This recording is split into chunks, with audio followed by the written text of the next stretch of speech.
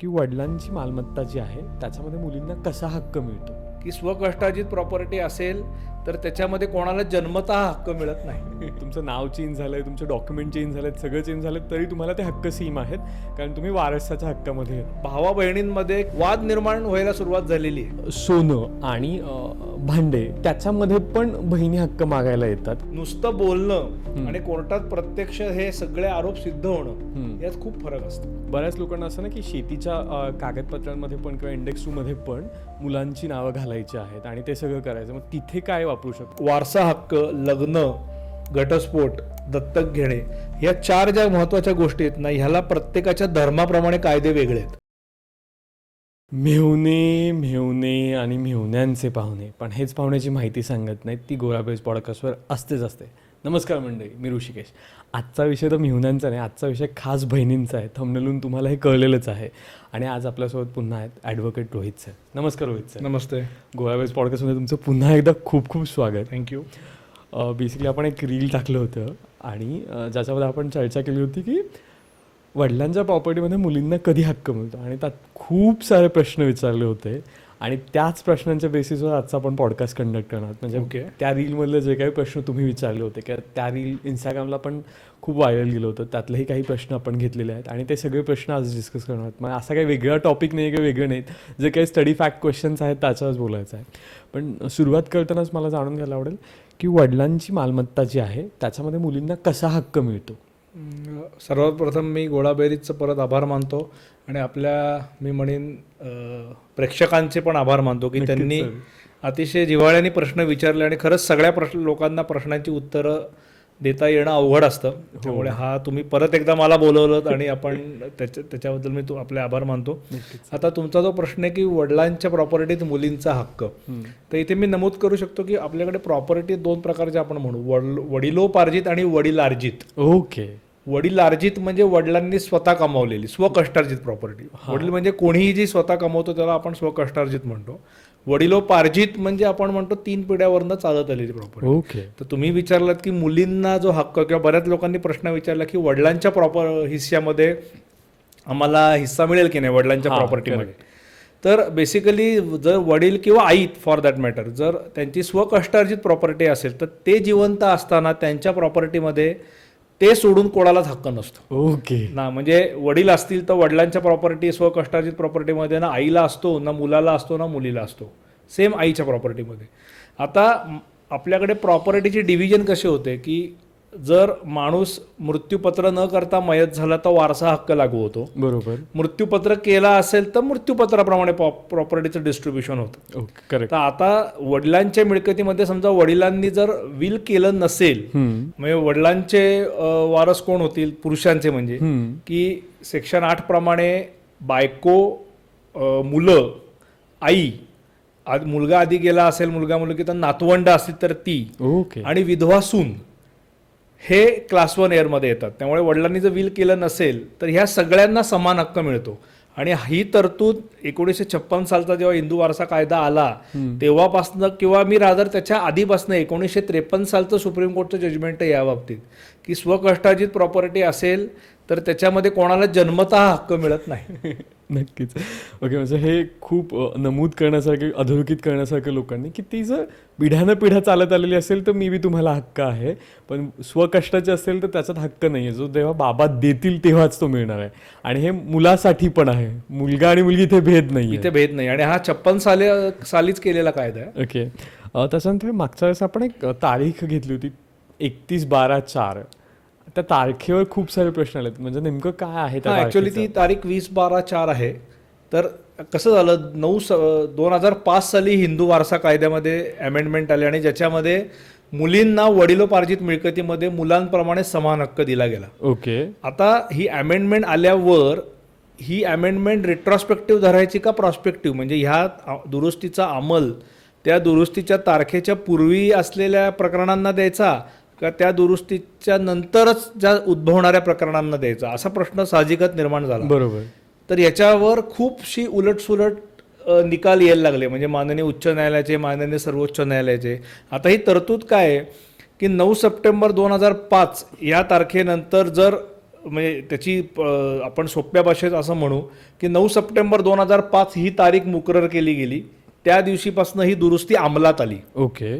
त्या दुरुस्तीला आपोआप त्यांनी काय दिलंय की 20 डिसेंबर 2004 अशी तारीख दिली की ह्या तारखेच्या आधी जर कुठल्याही रजिस्टर्ड ॲग्रीमेंटनी म्हणजे खरेदी खत, बक्षीसपत्र, हक्क सोडपत्र हे रजिस्टर्ड असेल, नोंदणीकृत असेल, ह्यांनी जर वडिलोपार्जित मिळकतीची तब्दील झालेली असेल म्हणजे ट्रान्सफर झाली असेल तर त्यामध्ये मुलींना समान हक्क मिळणार नाही.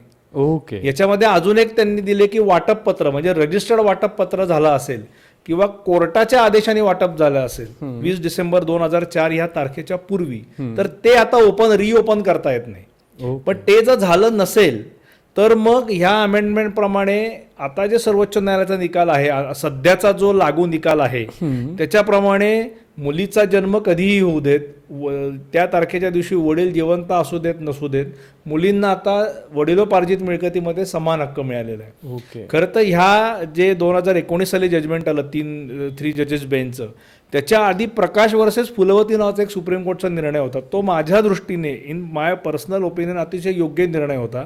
त्यामध्ये सुप्रीम कोर्टाने स्पष्ट केलं होतं की 9 सप्टेंबर 2005 ह्या दिवशी जर मुलगी आणि वडील दोघेही जिवंत असतील तरच मुलींना समान हक्क मिळेल. ओके. पण हा निकाल आता 3 जजेस बेंचच्या निकालामुळे रद्दबातल झाला. त्याच्यामुळे आता मुलगी कधीही जन्माला येऊ देत, वडील जिवंत असू देत नसू देत, हे सगळी प्रकरणं आता ओपन झालेली आहेत. ओके. त्याच्यामुळे खरं तर भावा बहिणींमध्ये किंवा याच्यामध्ये वाद निर्माण व्हायला सुरुवात झालेली आहे नक्कीच, असं मी नक्कीच. म्हणेन. हो, पण आपल्याकडे बोललं जातं ना सर की लग्न झाल्यानंतर हक्क कमी होतात. म्हणजे आपण त्या पिढ्यांपासून आलेलो आहोत की आपल्याकडे ते मूळ आहेत बेसिकली. मग अशा केसेसमध्ये कसं बघितलं जातं? नाही, आता असं लग्न झालं म्हणून काही मुलींचा हक्क जात नाही तशी तरतूद महाराष्ट्रामध्ये केली होती. ओके. 94 साली इफ आय मिस्टेक नॉट, की त्या तारखेच्या आधी जर लग्न झालं असेल तर मुलींना वडिलांच्या प्रॉपर्टीत हिस्सा मिळत नव्हता. पण ऑफकोर्स जेव्हा 2005ची अमेंडमेंट आली, केंद्रीय अमेंडमेंट, सेंट्रल अमेंडमेंट, त्याच्यामुळे ऑटोमॅटिकच ज्या ज्या राज्यांनी दुरुस्त्या केल्या होत्या त्या रद्दबातल झाल्या. त्यामुळे आताच्या नवीन याच्याप्रमाणे असं कुठेही म्हणलेलं नाही की मुलीचं लग्न झालंय का ती घटस्फोटित आहे का ती अविवाहित आहे, हक्क समान आहे. ओके. म्हणजे हे पण खूप महत्त्वाचं की तुमचं नाव चेंज झालंय, तुमचे डॉक्युमेंट चेंज झालेत, सगळं चेंज झालं तरी तुम्हाला ते हक्क सेम आहेत कारण तुम्ही वारसाच्या हक्कामध्ये येता. वारसा हक्क घेऊन जाऊ शकत नाही ना. मग मी लग्न झालं, मुलीचं लग्न झालं म्हणून ती आई वडिलांची मुलगी राहणारच असते काय? बरोबर, नक्कीच ते तर आहेच. पण नाही, कारण या प्रश्नाला हात घालायचं कारण असं होतं की बऱ्याच लोकांचं असं होतं की लग्नानंतर काही कारणास्तव आमच्याशी बहिणी बोलत नाहीत, असंही होतं त्यांचं. काही कारणास्तव त्यांचे आमचे संबंध चांगले नाहीत पण हक्क मागायला येतात. मग अशा केसेसमध्ये काय करायचं? नक्कीच हे केस टू केस व्हेरी होणार आहे. म्हणजे प्रेक्षकांनी आम्हाला हे सांगायचं आहे की प्रत्येक केसचे डॉक्युमेंट, कागदपत्र बघितल्यानंतरच गोष्टी बदलतात किंवा बघितल्यानंतरच वकील खूप चांगले सल्ले देऊ शकतात. पण एक जनरल ओव्हरव्ह्यूनी कसं असू शकतं बुवा असं विचारायचं. नाही, आता मी म्हणतो तसं की प्रत्येक केसच्या फॅक्ट्स वेगळ्या असतात. बरोबर. त्यामुळे त्या फॅक्ट्सला कायदा लागू होतो. त्यामुळे प्रत्येकाने आधी आपापल्या फॅक्ट जरूर तपासाव्यात. नक्कीच. कुठल्याही निर्णय आपल्याला लागू आहे की नाही हे तपासण्याआधी. बरोबर. आता तुमच्या प्रश्नाकडे की आता तुम्ही जे विचारला हा टिपिकल हिंदू समाजातली आपली ही एक भारतीय समाजातली एक मानसिकता आहे की लग्न असू देत, काही असू देत, कुठला तरी एक ठराविक ग्रुप चिडलेलाच असतो. हो, थोडंसं तर असतं. आता म्हणजे असे गमतीने मला आठवतं एक व्हॉट्सअपवर वाचले की एका प्रसिद्ध क्रिकेटपटूला लग्नाला अगदी मोजकीच लोक होती, 30 ते 40. त्याच्यावर जोक असा आला होता की एवढ्या व्यक्ती तर आपल्याकडे वधू आणि वरांकडे चिडलेल्या असतात की काही दृष्टीने नाराज झालेले असतात. तर गमतीचा भाग सोडून देऊ. तुम्ही जो प्रश्न विचारलात की मुली फक्त हक्क मागायला येतात आणि आईवडिलांकडे बघत नाही, तर आता हा काय असं ठाम विधान करणं कोणी असं मी पण करू शकत नाही कोणी नाही, कारण प्रत्येक केस वेगळी असते. काही अंशी हे असेल की मुली लग्न होऊन गेल्यावर कदाचित घरी आई वडिलांना बघायला पण येत नाहीत, सगळं भाऊ किंवा त्याची बायको हे सगळे करतात, पण हक्क मागायला येतात. आता हे सगळं इमोशनल आहे, भावनिक आहे. कायदा असं सांगत नाही की तुम्ही आई वडिलांना सांभाळलं तरच तुम्हाला वारसा हक्काने त्यांची मिळकत मिळेल. ओके. असं कायद्यात हे केलेलं नाहीये. ओके. त्यामुळे बहिणी बघत नाहीत वडिलांकडे, फक्त हक्क मागायला येतात. ही भावांची चिडचिड समजू शकतो, पण मी मगाशी म्हणलं तसं कायद्यामध्ये भावना चालत नाहीत. हां कायद्यामध्ये जो काही फॅक्ट्स आहेत, जो काही कायदा आहे त्याच्याप्रमाणेच जागे हिस्स्यांचं वाटप होईल. आता जर बहिणींना अशाही काही ठिकाणी आहेत की बहिणींनी स्वतःहून हक्क सोडून दिलेले आहेत. हां आहेत नक्की. किंवा ज्याला गमतीने आम्ही सोड हक्क म्हणतो, हक्क सोडला, हम्म. की बहिणींवर प्रेशर टाकून हक्क सोडायला पण लावलेले आहेत. हो म्हणजे नक्की. बहिणींची परिस्थिती नसतानाही. हां त्यामुळे असं प्रत्येक केस ह्या वेगळ्या असतात.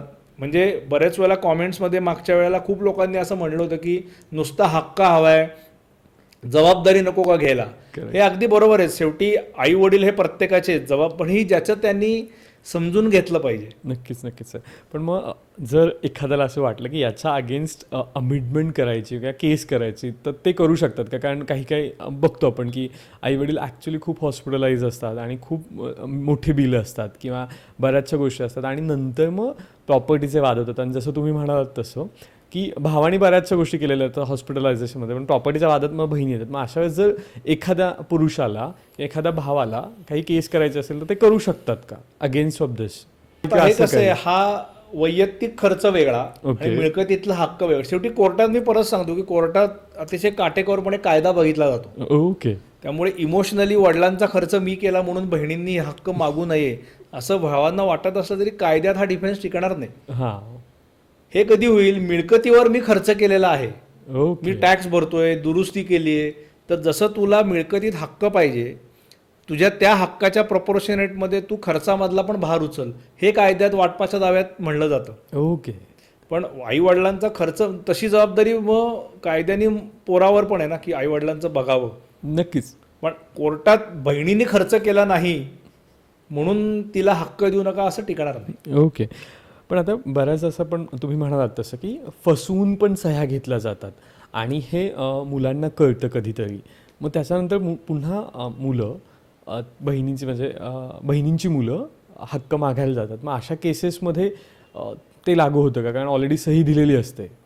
नाही, आता दोन गोष्टी आहेत. कुठलंही रजिस्टर्ड डॉक्युमेंट जे असतं ना हम्म. त्याचं प्रिझम्पशन असं आहे की ते व्हॅलिडली एक्झिक्यूट झालेलं आहे. म्हणजे असा ओके. कायदा आहे ओके. की कुठलाही नोंदणीकृत दस्त हा प्रॉपरली कायदेशीर तरतुदींचं पालन करूनच केलेला आहे असं समजलं जातं. ओके. त्यामुळे कुठलंही रजिस्टर्ड डॉक्युमेंट हे चुकीचं आहे. हे कुठलंही डॉक्युमेंट नाही जे मी मागच्या पॉडकास्टमध्ये म्हटलं होतं की बरोबर. असं कुठलंही दस्त नाही ज्याला आव्हान देता येत नाही. बरोबर. रजिस्टर्ड डॉक्युमेंट आहे आणि जर तुम्हाला असं वाटलं की तुमच्या वाडवडिलांना, आईला, बहिणीला फसवलंय हम्म. आणि म्हणून हे तुमच्या लक्षात आलं, पण आता ह्या सगळ्याला कसं आहे ना, कोर्टामध्ये ठराविक मुदतीमध्ये दावा दाखल करायला लागतो. ओके. बरं, दावा दाखल करून जो दाखल करतो त्याला ते सिद्ध करायला लागतं ओके. की खरंच बाबा फ्रॉड केलाय, धमकी दिली आहे, बंदुकीच्या धाकानी, म्हणजे ज्याला आम्ही काय म्हणतो गन पॉईंटवर ठेवून सह्या घेतल्यात, अशा गोष्टी सिद्ध करायच्या आधी सिद्ध करायला लागतात. हम्म. त्या जर सिद्ध कोणी करू शकला तर ते डॉक्युमेंट व्हॅलिडली एक्झिक्यूट नाही, कन्सेंट फ्री नव्हती असं म्हणून कोर्ट रद्दबातल करू शकतं. ओके. पण शेवटी नुसतं बोलणं आणि कोर्टात प्रत्यक्ष हे सगळे आरोप सिद्ध होणं यात खूप फरक असतो. हो नक्कीच नक्कीच. आणि जसं तुम्ही म्हणत होता की प्रॉपर्टीचा मेंटेनन्स, मग प्रॉपर्टी आजकाल बऱ्याच आपण पुण्यासारख्या शहरांमध्ये बघतो की रिडेव्हलपमेंटला जात आहेत. मग तिथे हक्काच्या गोष्टी बोलताना कसं केलं जातं आहे? नाही, तर रिडेव्हलपमेंट हा सध्या परवलीचा शब्द झालाय पुढे. ओके. रिडेव्हलपमेंट पहावे करून इतकी मी असं आम्ही नवीन म्हण झाली असं म्हणतो. कारण एवढे प्रॉब्लेम रिडेव्हलपमेंट करण्यापासून ती सुरू होईल तो नवीन फ्लॅट मिळेपर्यंत विविध स्टेजेसवर प्रत्येक ठिकाणी प्रत्येक सोसायटीचे प्रॉब्लेम वेगळे असतात. बरोबर. आता तुम्ही जो प्रश्न विचारलाय की नवीन मिळणाऱ्या फ्लॅटमध्ये बऱ्याच वेळेला पालकांना असं वाटत असतं की आपल्या मुलींची नावं घालावी नॅचरली किंवा वैवाहिक जोडीदाराचं. त्यात साधा नियम असा लक्षात घ्या की ज्याच्या नावावर जुना फ्लॅट आहे ना त्यालाच नवीन फ्लॅट मिळतो. ओके. हा अगदी सोप्पा नियम आहे. कारण तुम्ही काय तो विकत घेत नाहीये, तुम्हाला त्या जागेच्या बदल्यात बिल्डर ॲडिशनल जागा देतोय आणि त्या बदल्यात बिल्डर त्याला जे मिळणारे फ्लॅट असतात ते विकून त्याचा जो काय असतो नफा कमवतो. बरोबर. आता याच्यामध्ये बऱ्याच वेळा असं होतं की लोकांना आहे तो फ्लॅट त्याच्यापेक्षा थोडा मोठा घ्यायचा असतो. म्हणजे बिल्डर जी जागा देतोय त्याच्यापेक्षाही काही जागा विकत घ्यायची असते, कारण कुटुंब मोठं असतं किंवा प्रत्येकाची गरज वेगळी असते.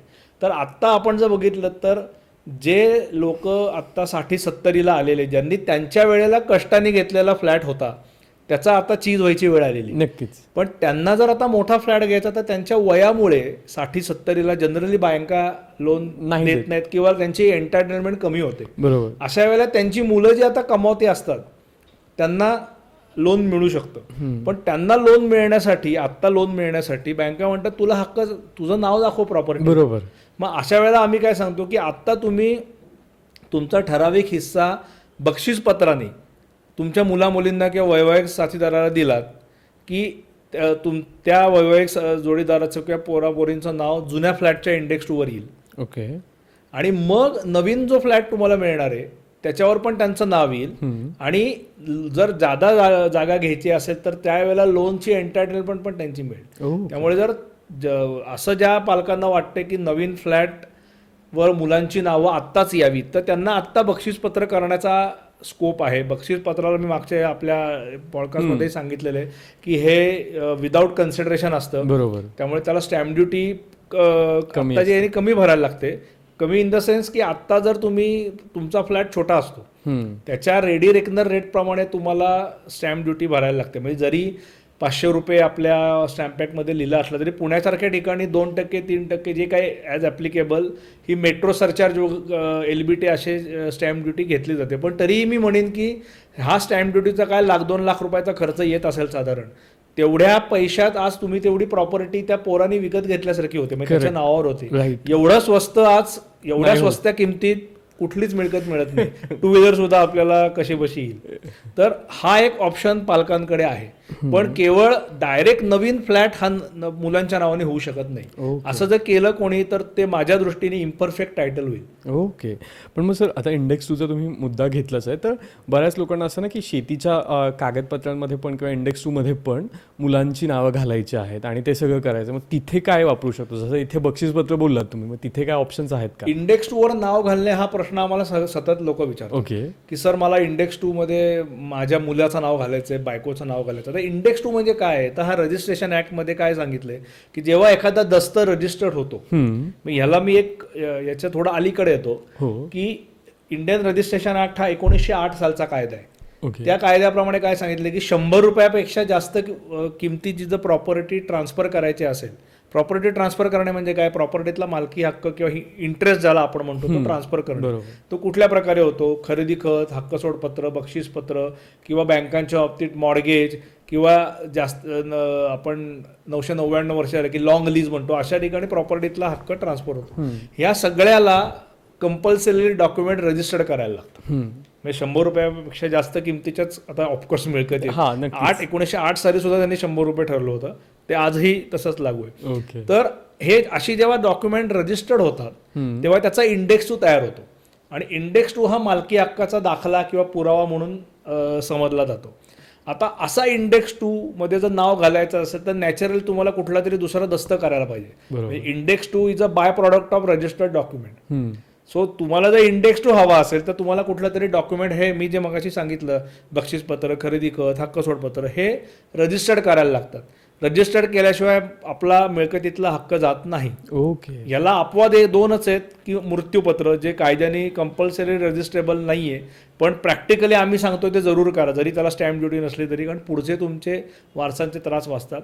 आणि जी मिळकत तुम्हाला वारसा हक्काने मिळते ती आपले वाडवडील गेल्यावर जो हक्क आपल्याला मिळतो तो कुठल्याही रजिस्टर्ड डॉक्युमेंटनी येत नाही, तो कायद्याने येतो. त्यामुळे हे 2 सोडता बाकी सगळे डॉक्युमेंटनी हे रजिस्टर्ड असायला लागतात. आणि रजिस्टर्ड झाल्यावर त्याचा इंडेक्स 2 तयार होतो. त्यामुळे इंडेक्स 2 देणारा असं कुठलं सरकारी विभाग नाहीये.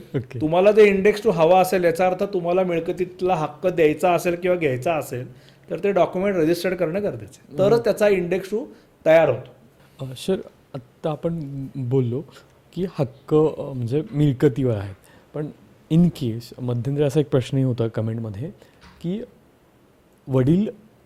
वडिलांशी बोलणं होत नाही, पण माझ्या आजोबांची प्रॉपर्टी आहे, जवळपास एक 17-18 एकर आमची शेती आहे, पण वडिलांशी मुलाचं बोलणं, कम्युनिकेशन नाही. मग त्या मुलाला त्या प्रॉपर्टीमध्ये किंवा त्याच्यामध्ये हक्क मागता येतो का, किंवा बहिणीला सुद्धा अशा केसेसमध्ये? मगाशी मी म्हटलं तसं वडिलोपार्जित मिळकत असेल, वडिलोपार्जित मिळकत म्हणजे 3 पिढ्यांपासून चालत आलेली, त्याच्यामध्ये ही 2005 ची दुरुस्ती झाली आणि त्याच्यामध्ये आता मुलींना समान हक्क दिलेला आहे. ओके. आणि मग या केसेसमध्ये काही जर वडिलांच्या FDs असतील किंवा वडिलांच्या काही बँकेतले डिपॉझिट्स असतील किंवा शेअर डिपॉझिट असतील पण त्यांना नॉमिनीज नसेल केलेलं, मग हे कसे कुठल्या कॅटेगरीमध्ये येतात म्हणून? सी प्रॉपर्टी म्हणजे त्याच्यात दोन्ही प्रॉपर्टी येतात, मुवेबल आणि इमुवेबल, स्थावर आणि जंगम. ओके, तुम्ही ज्या म्हणलात बँक FDs वगैरे या मुवेबल जंगम प्रॉपर्टीज मध्ये येतात. नक्कीच. त्यांना सुद्धा वारसा हक्क कायदा लागू होतो ओके. की जर वडिलांनी विल केलं नसेल तर त्या सुद्धा त्यांचे जेवढे वारस आहेत, मी मगाशी सुरुवातीला सांगितलं, ते सगळे समानरित्या घेतील. ओके. नॉमिनेशन करा अथवा करू नका, नॉमिनेशननी काही मालकी मिळत नाही, हा कायदा सेटल्ड आहे. Nomination is a stop gap arrangement. Okay. तर काही काही बँकांचे रूल्स आम्ही बघतो, खूप क्लायंट येतात, काही काही बँका नॉमिनीला पैसे देऊन टाकतात, पण त्यांच्याकडनं अंडरटेकिंग घेतात की आम्ही तुम्हाला नॉमिनी म्हणून दिले, जे वारस असतील त्यांना द्यायची जबाबदारी तुमच्यावर. ओके, असं पण होतंय? असं पण होतं, कारण हाच कायदा आहे. ओ, नॉमिनेशन जरी लिहिलं असलं तरी nominee is not a third rule of succession, असं माननीय सर्वोच्च न्यायालयाने उच्च न्यायालयाने अनेक निकालांमध्ये सांगितलेले. त्यामुळे तो आता कायदा सेटल झालेला आहे. नॉमिनीला स्टॉप गॅप अरेंजमेंट असं म्हणतात किंवा nominee just a trustee. Okay, आलं लक्षात. आणि बऱ्याच लोकांचं असतं की सोनं आणि भांडे, म्हणजे आता नाही आहेत सपोज पितळेची भांडी, पण काही घरांमध्ये ती अजूनही आहेत स्टोरेज केलेली, त्याच्यामध्ये पण बहिणी हक्क मागायला येतात किंवा त्याच्यामध्ये पण त्यांना हिस्सा हवा असतो. बेसिकली जर सोन्यामध्ये किंवा चांदीचे भांडे असतील त्याच्यामध्ये, मग तिथे पण ह्या सगळे नियम सेम लागू होतात की कसं? हो, नियम हे बघा, प्रॉपर्टी कायद्याच्या दृष्टीने प्रॉपर्टीचे 2 विभाग केलेले आहेत, स्थावर आणि जंगम. बरोबर. त्याच्यात जंगममध्ये म्हणजे घर, जमीन, जुमला, बंगला, शेत हे स्थावरमध्ये येतं. ओके. बाकीचे पैसा, अडका, दागिने, कार हे सगळं तुमच्या मुवेबल प्रॉपर्टीमध्ये येतं. त्यामुळे हक्क टेक्निकली तुम्ही म्हणालात तर सगळ्या प्रॉपर्टीमध्ये समान एकसारखाच हक्क मिळतो. ओके. म्हणजे घरामध्ये हक्क जास्त आहे आणि दागिन्यांमध्ये कमी असं होऊ शकत नाही. पण म्हणजे घर रजिस्टर असतं, राईट? दागिने किंवा असं आता हे मी पुढे सांगतो की आता ह्या सगळ्या गोष्टी येत नाही, ह्या सिद्ध होणं खूप अवघड असतं. करेक्ट. किंवा माझ्याकडे आमच्या घरात तिजोरीमध्ये काय 10 तोळे सोनं होतं, हां, आता हे सिद्ध कसं करणार? करेक्ट. किंवा घरी चांदीची दागिने चांदीच्या ताटावाट्या होत्या, देवाची उपकरणे होती, हे सगळं माहिती असतं. ह्याच्यामध्ये मी माझ्याकडे आलेल्या क्लायंटला हेच सांगतो की शेवटी आपल्याला हे ठरवायचं की आपण किती त्याच्यासाठी जीव ओतायचा आणि भांडायचं. म्हणजे दागिन्यांसाठी तुम्ही आहात का तुमच्यासाठी दागिने आहेत हे तुम्ही ठरवायचे. म्हणजे शेवटी मानलं तर समाधान हे जे आपण म्हणतात हां, ते तसं आहे. कारण शेवटी भांडत बसलात तुम्ही कोर्टात तर काय वकील रोको की आम्ही रोजच कोर्टात जातो. तुम्हाला कोर्टात यायचंय, तुम्हाला पैसे खर्च करायचे, ते सिद्ध करायचे, त्याला जो वेळ लागेल तो लागतो. आणि सगळ्यात महत्त्वाचं काय होतं माहिती का, मानसिक शांतता ती जाते ना या भांडणांमध्ये, ती विकत मिळत नाही. बरोबर. किती नक्कीच. पैसे असले तरी कोणी जाऊन बाजारात मानसिक शांतता विकत घेऊ शकत नाही. नक्कीच. तर याच्यामध्ये परस्पर सामंजस्य हे अत्यंत महत्त्वाचं आहे. ओके. म्हणजे प्रत्येकाने आपला इगो बाजूला ठेवला पाहिजे. शेवटी काय आपण म्हणतो तसं की कोणीच काय वर घेऊन जाणार नाही. ते तर आहे. त्यामुळे हा निर्णय भावा बहिणीने, आणि याच्यात मला काय वाटतं माहिती का, कम्युनिकेशन गॅप खूप असतं. ओके. म्हणजे हमसे आया ना गया तुमसे बुलाया ना गया सारखं होतं. किंवा कोण आधी विचारणार, मी का विचारू, त्यांनी विचारलं पाहिजे किंवा तिने विचारलं पाहिजे. तर रामदास स्वामी जसं म्हणतात, तुटे वाद संवाद तो हितकारी. म्हणजे असं कम्युनिकेशन करा, असा संवाद करा की ज्याने तुमचे वाद संपतील. बरोबर. कारण बरेचसे वाद आम्ही बघतो की हे इगोतनं झालेले असतात, गैरसमजातून झालेले असतात. ते नीट बोललात, कम्युनिकेशन केलं, जर तुमच्यात कम्युनिकेशनच नसेल, संवादच नसेल, तर कुठलाच प्रश्न सुटू शकत नाही. हो, ते तर आहेच सर. कारण कुठल्याही बेसिक गोष्टीसाठी बोलणं खूप महत्त्वाचं. म्हणजे आम्ही सांगतो की एकमेकांचं भांडा, पण बोला. अबोला धरला ना तर कुठलेच प्रश्न सुटणार नाही. मनात काय चाललंय कसं कळणार ना समोर. Correct, correct. मग अशा काही केसेस आहेत कसं तुमच्याकडे, ज्या की खूप एंडला जाऊन नंतर मग कम्युनिकेशन सॉल्व्ह झालं? म्हणजे एक उदाहरण मला द्यावंसं कायम वाटतं की 2 सख्खे भाऊ, उच्च विद्या विभूषित, वडिलांचा बंगला, पण वडिलांचं चॅलेंज करून आयुष्यभर टूथ अँड नेल भांडले. अपटो विकटो ज्याला म्हणतात तसं. म्हणजे इतकं की कोणी कोणाकडे जायचं नाही, कुळधर्म कुळाचार नाही, सणावाराला ज्याचं त्यांनी सगळं बसवावं. शेवटी एक भाऊ गेला तेव्हा त्याला जो दुसरा राहिला होता त्याला उपरती झाली आणि तो वैकुंठात जाऊन रडला की अरे दादा माझं चुकलं, आपण भांडायला नको होतं. पण एकदा वेळ गेल्यानंतर हे करून काय उपयोग आहे? आयुष्यभर तुम्ही भांडलात. ते जेव्हा दोघंही आमच्याकडे आले होते तेव्हा आम्ही त्यांना हाच सल्ला दिला होता की तुम्ही तडजोड करा, कारण हे भांडण्यासारखं काही नाहीच आहे. तुम्ही दोघांनी निम्म घेतलं तरी चालेल, पण इगो सोडायला कोणीच तयार नव्हतं. त्यामुळे हा आमचा सल्ला त्यांना न पटल्यामुळे ते दुसरीकडे गेले, बरोबर. भांडले. त्यातनं निष्पन्न काहीच झालं नाही. जे आम्ही सांगत होतो की तुम्हाला दोघांनाही निम्म मिळणार आहे तेच त्यांना मिळालं. आणि शेवटी पश्चात्ताप झाला. आणि पश्चात्तापासारखं दुसरा त्रास काही होत नाही. नक्कीच ते आहेच. म्हणजे त्यामुळे तेव्हा मग त्यांना पटलं आम्ही जे सांगत होतो की अरे उगीच आपण एवढे भांडलो, तो आता जो जायचा ज्याच्याशी भांडलो तो गेला. त्यामुळे लोकांनी सामंजस्य, किती आपण इगो ताणायचा आहे, किती भांडणं वाढवायची आहेत, हे शेवटी ज्याचं त्याने ठरवायचं. नक्कीच. अजून एक प्रश्न होत असेल लोकांना बऱ्यापैकी की कर्ज असेल किंवा कर्जबाजारी असतील प्रॉपर्ट्याज किंवा त्याच्या काही गोष्टी असतील अवेलेबल आणि अशातच वडील गेलेत किंवा काहीतरी घडलंय, तर मग कसं? किंवा या केसेसमध्ये कर्ज फेडण्याचे काही तरतुदी असतात का? किंवा वारसांनीच फेडायचं आहे किंवा पर्टिक्युलर एका वारशाने फेडायचं आहे, नॉमिनीजनी फेडायचं आहे, काय? ते कर्जाच्या बाबतीत कसं असतं ना की आधी जामीनदाराला धरलं जातं. ओके. जामीन गमतीने असं म्हणतात की कर्ज घ्या पण जामीन राहू नये असं. नक्कीच. म्हणजे जामीनदाराला काय घेतात की तो हमी देतो की कर्ज बुडवलं तर मी भरीन म्हणून. बरोबर. त्यामुळे त्याची लायबिलिटी ॲट पार असते. मग त्यांनी पैसे घेतले नसले तरी जामीनदाराला धरलं जातं. बरोबर. आणि वारसांमध्ये कसं असतं की वारसांमध्ये त्यांच्या हिश्श्याप्रमाणे ती लायबिलिटी पर्क्युलेट होते. ओके. ती पण हिश्श्यानुसार पर्क्युलेट करता येते. ओके. मग ती हिश्श्यानुसार पर्क्युलेट करता येते. आणि जर कोणी ऑलरेडी केली असेल, म्हणजे एखाद्या मुलाने पुढाकार घेऊन ती केली आणि नंतर बहिणींनी खूप दिवसांनी हक्क मागायला सुरुवात केली, तर मग त्यावेळेस तो हे सगळं प्रॉपर्टीचं कसं असतं की समजा त्याच्यावर कर्ज असेल, तुम्हाला जेव्हा त्यातले हक्क मिळतात ना, त्या हक्कांबरोबर जबाबदाऱ्या पण येतात. त्यामुळे एखाद्या बँकेने तुमच्या वडिलांविरुद्ध केस केली असेल आणि ते गेले, ते कर्जदार असतील, तर ॲज अ लिगल एअर म्हणून तुमची त्याच्यात नावं कोर्टामध्ये येणारच. फक्त तुमचं जे देणं असेल ते किती असणार आहे हे बऱ्याचशा गोष्टींवर डिपेंड करतं. त्यामुळे हा एक खूप मी म्हणेन तुमचा वेगळा पॉडकास्टचा विषय होऊ शकेल की पण हक्क मी मगाशी जसं म्हणलं तशी भाऊ बहिणींकडनं जसं बहिणींनी जर हक्क मागितला तसं जर त्याच्यात ज्या काय खर्च झालेत आत्तापर्यंत ते सुद्धा वाटपाच्या दव्यात बरेच वेळेला अकाउंट्स दिले जातात की बाबा तुला हक्क हवेत ना, मग ह्या खर्चामध्ये पण तू साथीदार हो, ते पण तू बर्डन बेअर कर आणि मग आपण सगळा हिशोब फायनली करू. नक्कीच. आणि जर तुम्हाला असं काही वेगळ्या कर्जाच्या बाबतीत पॉडकास्ट झाला असेल तर कमेंट करायला विसरू नका. कर्ज म्हणून नक्कीच आपण तोही घेऊन येऊ सरांसोबत इन डिटेल. एक मध्यंतरी खूप सुंदर कमेंट आली होती सर आपल्या रीलवर, मी जस्ट वाचून दाखवायचं अशी माझी इच्छा आहे. म्हणजे हुंडा म्हणजे वडिलांच्या मालमत्तेतील मुलीचा हिस्साच असतो जो विवाहाच्या वेळेस तिला दिला जातो. मुलीच्या विवाहावर जितका खर्च केला जातो तितकाच खर्च किंवा तितकीच रक्कम मुलाला आईवडील देतात का किंवा दिली पाहिजे का? केवळ मुलींना मालमत्तेत हिस्सा आहे म्हणून चालणार नाही, मालमत्तेच्या कराचा हिस्सा सुद्धा मुलींनी दिला पाहिजे. जसं आपण आता बोललो तसं घरपट्टी, रिपेअरिंग आणि हा बाकी सगळं. अन्यथा मालमत्तेत हिस्सा मागणे नैतिक अधिकारात येतं का? पण ही कमेंट वाचल्यानंतर सर असं मला वाटलं की हे खरंच आहे का की हुंडा दिल्यानंतर आता प्रॉपर्टीत काय मिळकत हवी आहे तुम्हाला? असं प्रश्न विचारणं पण धाडसच आहे, कारण हुंडा देणं घेणं हे कायद्याने प्रतिबंधित आहे. म्हणजे करेक्ट, पण होतंय बऱ्याच ठिकाणी. हा म्हणजे समजा अगदी या प्रश्नाच्या साठी घटकावर तुम्ही धरला की हुंडा दिलाय, हो, याचा अर्थ प्रॉपर्टीतला हक्क जातो असा कुठलाही कायदा नाही. ओके. बऱ्याच वेळेला मी कायम सांगत आलेल्या वेगवेगळ्या पॉडकास्टमध्ये की आमच्याकडे जेव्हा मृत्यूपत्र करायला येतात, जेव्हा जुन्या जमान्यातले जे लोक आहेत जुने, ते काही वेळेला असं एक वाक्य लिहून ठेवतात की माझ्या मुलीला मला काहीही द्यायचं नाही कारण मी तिला लग्नात सर्व काही दिलेलं आहे. ओके. आता मुलाच्या लग्नात पण तुम्ही काहीतरी खर्च करता. ऑफकोर्स आता माझी स्वकष्टार्जित प्रॉपर्टी आहे ते मी कोणाला द्यायचं हा माझा चॉईस आहे.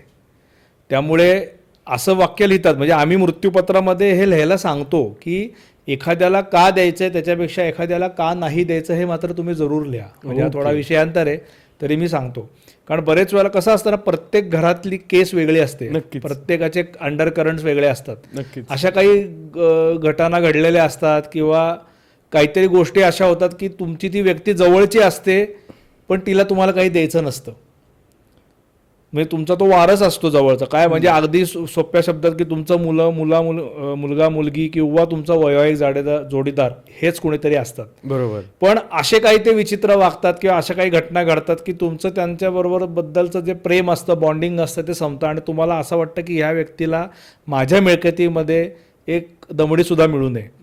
पण हे तुम्हाला असं जर स्पष्ट असं व्हायला हवा असेल तसं तुम्हाला तुमच्या मृत्यूपत्रात लिहिणं गरजेचं असतं. ओके.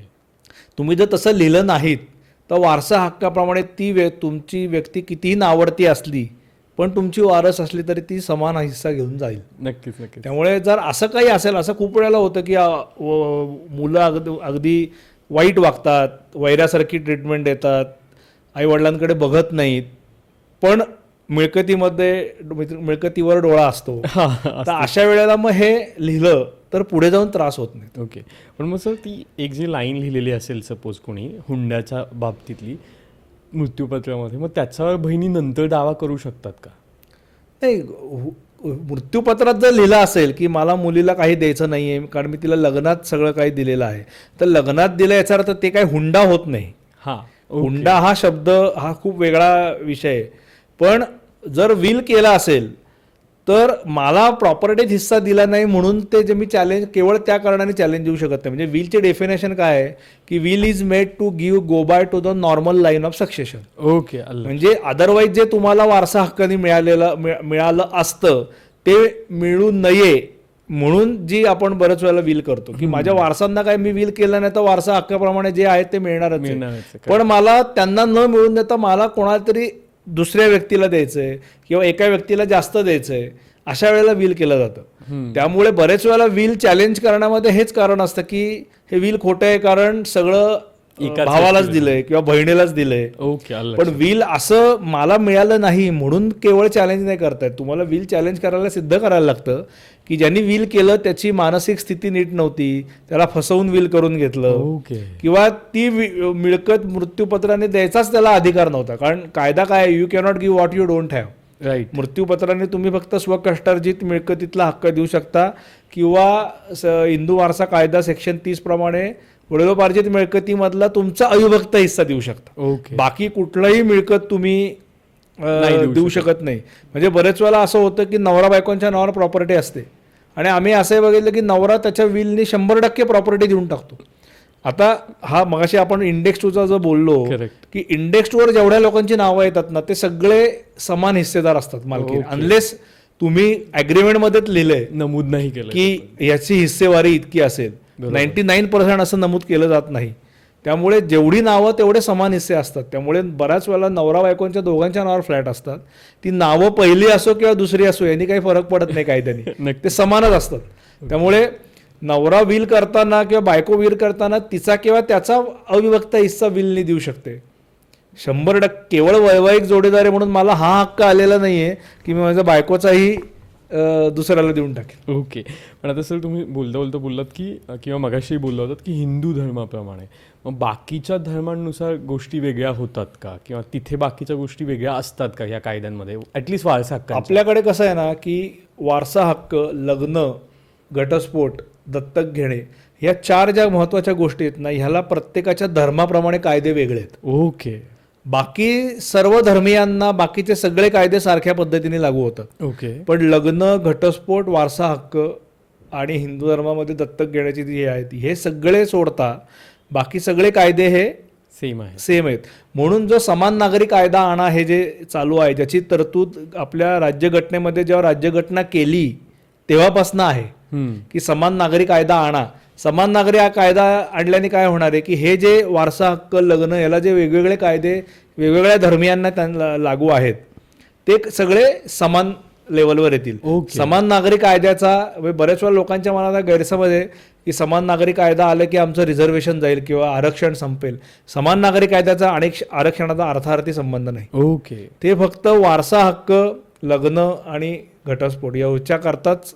आत्ता आपण बघितलं तर हिंदू धर्मांना हिंदू सक्सेशन ॲक्ट आहे, ख्रिश्चन धर्मियांसाठी इंडियन सक्सेशन ॲक्ट आहे, नंतर पारसीसाठी पारसी मॅरेज ॲक्ट आहे. मुस्लिम धर्मियांसाठी तुम्ही जर बघितलं तर त्यांचा लॉच कोडिफाईड नाही आहे, त्यांचा हा पर्सनल लॉ आहे, म्हणजे त्यांच्या कस्टम्सवर बऱ्याच वेळा चालतं. त्यामुळे हे जे सगळे 4 कायदे आहेत हे सगळे एका स्तरावर यावेत याच्याकरता हा समान नागरी कायद्याचा हा मागणी होत असते. अर्थात हा विषय खूप क्लिष्ट आहे, याला अनेक कंगोरे आहेत, धार्मिक, राजकीय, त्याच्यात आपण न पडलेलं बरं. नक्कीच. पण तो जर आला यदा कदाचित, आता काही काही राज्यांमध्ये झालेला आहे, ओके. माझ्या माहितीप्रमाणे उत्तराखंडमध्ये झालं आहे आणि गुजरातमध्ये झालेलं आहे गोवा आहे ॲक्च्युली. आणि महाराष्ट्रामध्ये त्यांनी बहुतेक डिक्लेअर केले आहे, लोकांचे हे मागितलेत की समान नागरिक. कारण तुम्हाला सांगतो सर्वोच्च न्यायालयाने अनेक निकालांमध्ये नमूद केले की आता तुम्ही समान नागरी कायदा आणा. ओके. म्हणजे एक केस मला आठवते, एक 16 का 17 सालची, ज्याच्यामध्ये मुस्लिम धर्मियांना सुद्धा दत्तक घेण्याचा अधिकार आहे असं सुप्रीम कोर्टाने नमूद केलं. कारण त्यांचं म्हणणं आहे की एखाद्या आईवडिलांना एखाद्या बाळाला दत्तक घ्यायचं असेल तर त्याचा रिलिजनशी काय संबंध नाही. नक्कीच. कारण दत्तक विधान हे हिंदू धर्मामध्ये पूर्वापार चालत आलेलं आहे. पण सांगायचा मुद्दा हाच की असे हे अनेक कंगोरे असलेले विषय आहेत जे समान नागरी कायद्याशी रिलेटेड आहेत. त्यामुळे तुम्ही म्हणता तसं प्रत्येक धर्मियांसाठी आपल्याकडे ह्या 3-4 विषयांवर सोडता बाकी सगळे कायदे, म्हणजे एखाद्या माणसाने फ्रॉड केलं किंवा खून केला तर तो कुठलाही धर्माचा असला तरी कायदा म्हणतो तो कायद्यापुढे सगळे समान, हे जे तत्व आहे ते इथे लागू होतं. ओके. फक्त या कायद्यांना होत नाही. तुम्ही आता सर धर्मावाईज सांगितलं, पण जर इंटरकास्ट मॅरेज असेल तर हे कायदे चेंज होतात का? किंवा धर्मांतर केलेलं असेल काही कारणांमुळे काय झालेलं असेल तर हे कायदे बदलू शकतात का, किंवा कसं असतं आता त्याचं? यात 2 प्रकार आहेत की इंटरकास्ट मॅरेज किंवा इंटर रिलिजन मॅरेज हे आपल्याकडे स्पेशल मॅरेज ॲक्ट खाली येतात. ओके. म्हणजे ज्याला भिन्न धर्मीय, भिन्न जातीय 2 सज्ञान व्यक्ती, भिन्न लिंगीय व्यक्ती एकमेकांशी लग्न करू शकतात. म्हणजे रजिस्टर्ड मॅरेज आणि रजिस्ट्रेशन आफ्टर मॅरेज असे 2 प्रकार आहेत. रजिस्टर्ड मॅरेज म्हणजे ज्याला आपण सामान्य भाषेत लोकांना कोर्ट मॅरेज जे म्हणतात ना, हां, त्याला रजिस्टर्ड मॅरेज म्हणतात. म्हणजे तुम्ही कुठलेही धार्मिक विधी न करता रजिस्ट्रार पुढे जाऊन एक महिन्याची नोटीस देऊन आधी रजिस्ट्रार पुढे जाऊन सह्या करता आणि ते लग्न होतं, त्याला रजिस्टर्ड मॅरेज म्हणतात. ओके. आणि बाकीच्या ठिकाणी रजिस्ट्रेशन आफ्टर मॅरेज म्हणजे हिंदू मॅरेज ॲक्ट प्रमाणे जेव्हा तुमचं लग्न होतं धार्मिक पद्धतीने, ते लग्न झाल्यानंतर ते नोंदवावं लागतं. So that is registration after marriage. Okay. पण जर रजिस्टर्ड मॅरेज केलं असेल स्पेशल मॅरेज ॲक्ट प्रमाणे तर त्याच्या सेक्शन 19 प्रमाणे तुमचा त्या काय म्हणतात वारसा हक्काशी तुमचे सगळे जे टाईज आहेत ते संपले असं गृहीत धरण्यात येतं. त्यामुळे ऑटोमॅटिक तुम्हाला त्या वारसा हक्काप्रमाणे हक्क मिळायला तुम्हाला you don't become entitled to. Okay. Section 19 असं स्पष्टपणे म्हणतं. ओके. पण आईवडिलांचे स्वकष्टार्जित प्रॉपर्टीज असेल तो मिळेल तुम्हाला, पण वारसा हक्काने जे वडिलोपार्जित मिळकतीमधले जे हक्क आहेत ते सेक्शन 19 प्रमाणे माझ्या मते तुम्हाला मिळणार नाहीत if you marry under special marriage act. Okay. मग ते रजिस्ट्रेशन स्पेशल मॅरेज ॲक्टमध्ये असेल पण सेम धर्मांमधलं असेल, म्हणजे दोघे हिंदू व्यक्ती आहेत आणि तिथे जाऊन रजिस्टर करतायत, फक्त हिंदू पद्धतीने लग्न न करता कोर्ट मॅरेज करतायत, तरी पण त्याला सेम नाही. तुम्ही लग्न धर्म म्हणजे बरेच वेळेला ज्यांचा काय म्हणतात देवा धर्मावर म्हणजे जे आपण म्हणतो की ज्यांचा धार्मिक पद्धतींवर विश्वास नाहीये, ओके, असे लोक रजिस्टर्ड मॅरेज करतात. हां, तिथे काही चेंजेस होत नाही. तर त्यांना सुद्धा तेच लागू होतं. तुम्ही धर्म कुठला हे माहित नाही, त्या कायद्याखाली जर तुम्ही लग्न केलं ओके तर तो तुम्हाला जो तो बार दिलेला आहे सेक्शन 19चा तो तुम्हाला लागू होतो. ओके.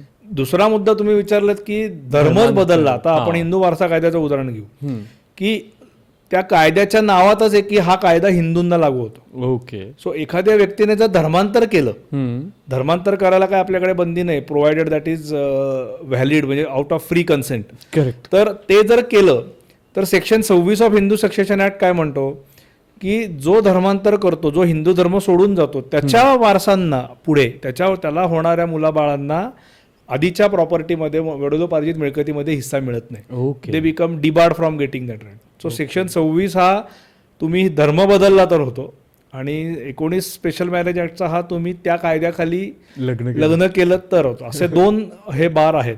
हे जे मगाशी मी म्हणलं की समान नागरी कायदा आला तर कदाचित हे सगळे बार जातील. ओके.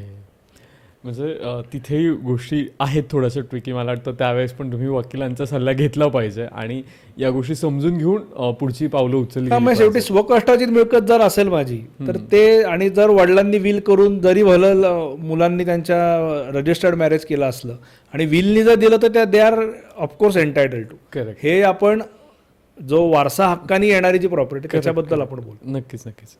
रोहित सर, खरंच तुमचं खूप खूप धन्यवाद, तुम्ही इथे आलात आणि या गोष्टींवर खूप डिटेलमध्ये चर्चा केली. कारण बरेचसे लोकांना प्रश्न होते आणि बऱ्याचशा गोष्टी त्यांनी विचारल्या होत्या कमेंटमध्ये, पण जसं म्हटलं की कमेंटला प्रत्येक उत्तर देणं थोडंसं डिफिकल्ट होतं, की आम्हालाही तेवढं त्यातलं कायद्याचं नॉलेज नव्हतं, म्हणून तुम्हाला बोलवलं आम्ही आणि तुम्ही आलात. त्याचबरोबर हा एपिसोड तुम्हाला कसा वाटला ते कमेंटमध्ये सांगायला विसरू नका. आणि तुम्हाला असे वेगवेगळे कायद्याविषयीचे एपिसोड्स हवे असतील तर तेही कमेंटमध्ये किंवा इंस्टाग्रामला आम्हाला DM करा. आपण नक्कीच त्यांना पुढच्या अजून काही एपिसोडसाठी बोलूयात. धन्यवाद. थँक्यू.